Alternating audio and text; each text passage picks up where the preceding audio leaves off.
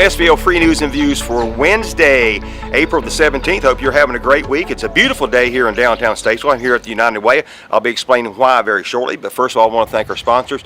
Mitchell College, Randy Marion, Piedmont Healthcare, Blue Harbor Bank, Fast Fields, Key to Escape, the Escape Room, and Statesville Family YMCA.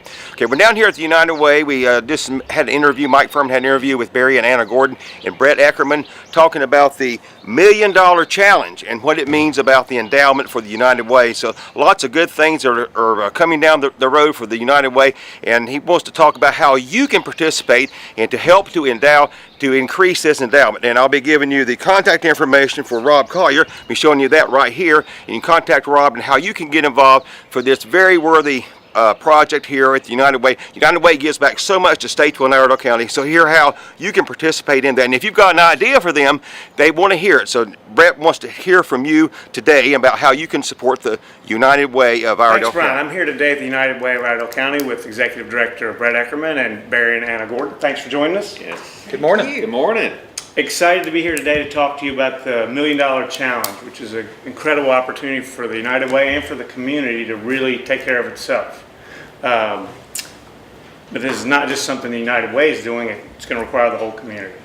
So Brett, let's start by talking a little bit about how the ball got rolling on this and how the endowment started and where you are now. Sure.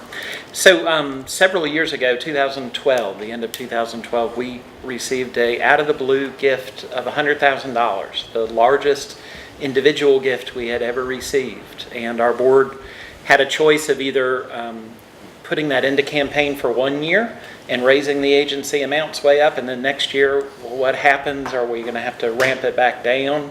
Or we could kind of spread it out a little bit. And so they created this endowment as a way of spreading that out and making that impact last. And what we found, Mike, is that there was a real excitement about the United Way being in a position to have an endowment to do these kind of grants and projects long term. And we received a large estate gift shortly thereafter, and all of a sudden this endowment was up over $1 million. And then we had an amazingly generous individual in this community step up and say they wanted to see this thing really grow. And they said, if you can get this thing to $3 million, I'm going to give you $1 million and make it a $4 million tool for the use of this community. And that's the opportunity that's in front of us. And we're very fortunate that we were able to have Barry and Anna Gordon step up to help us lead the charge to get to that $4 million goal. So today you stand at about 1.6 million, is that right? So we've raised, we actually have in the bank $1.45 million, Okay.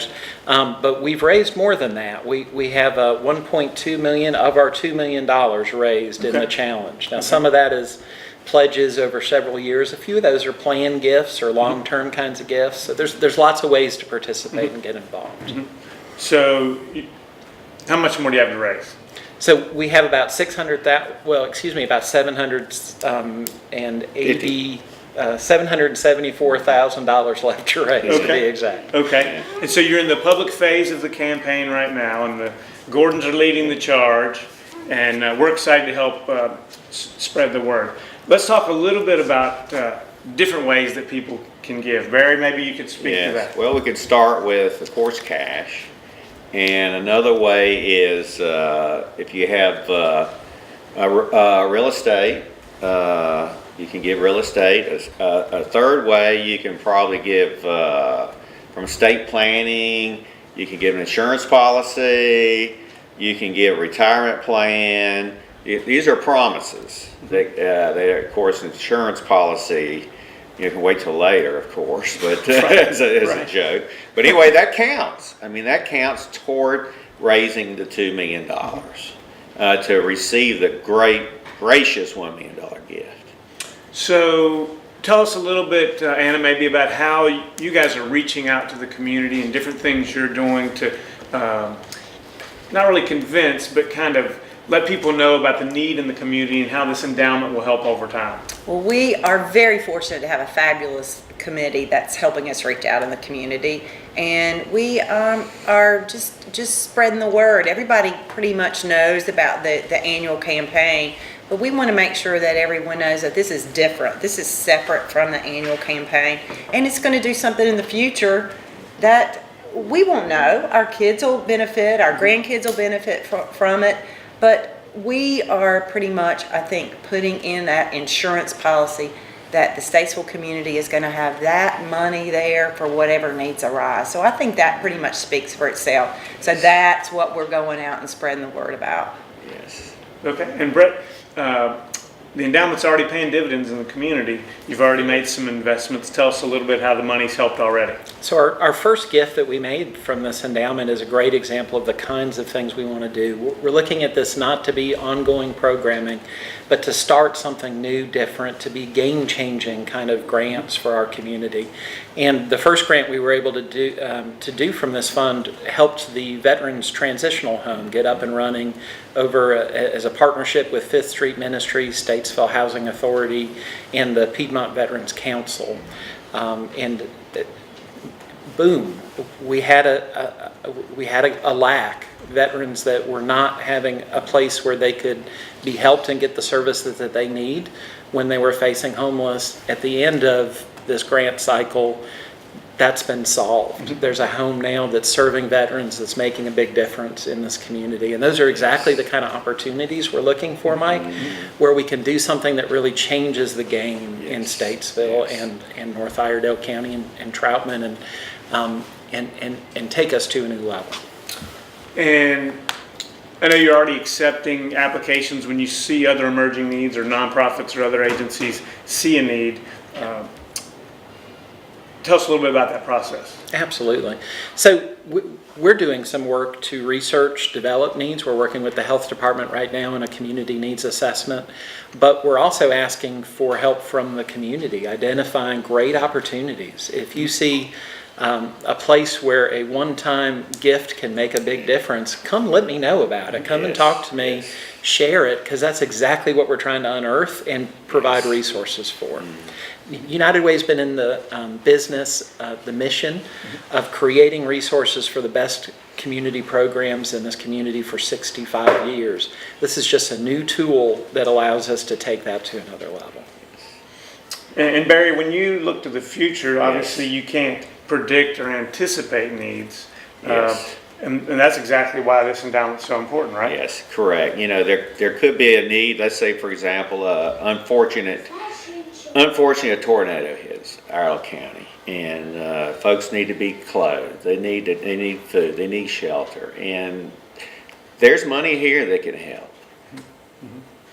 And Anna, when you go out and you talk to people about this, is it a tough sell? It's a tough sell. And why is that, you think? It's a pretty tough sell.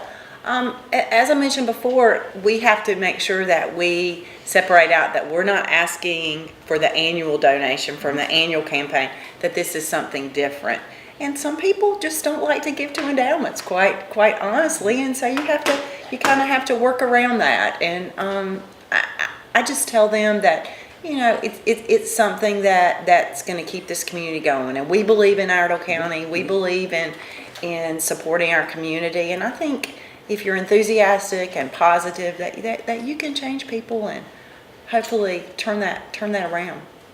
One of the real gifts of this challenge for us, Mike, as an organization has been having a new conversation with some of our donors. And like Anna said, sometimes that isn't easy because we've had the same conversation with them about our annual campaign and the agencies we serve for a long time.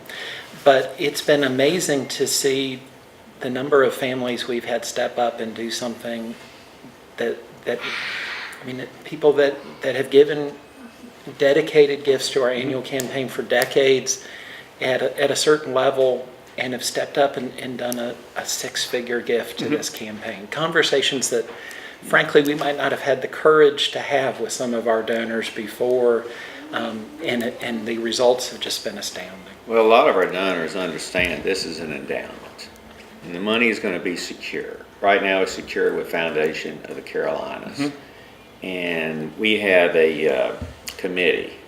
It's called Endowment Committee. It's part of the United Way here that oversees that. It's headed by Will Fanjoy, I believe. So the money is secure and it's going to be taken care of. And the Foundation for the Carolinas invests the money.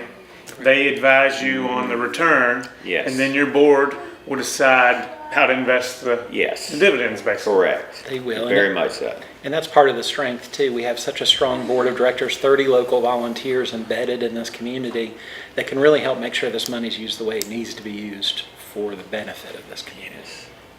Well, thank you all for joining us today. Personally, I want to thank the Gordons for Oh, continuing a thank long you. family history of leadership and service to this community. It's Thank you incredible. for And, that. and I know I just probably stole Brett's words there, but it's amazing to see what your family's done. We love this community. Thank you. Thank you.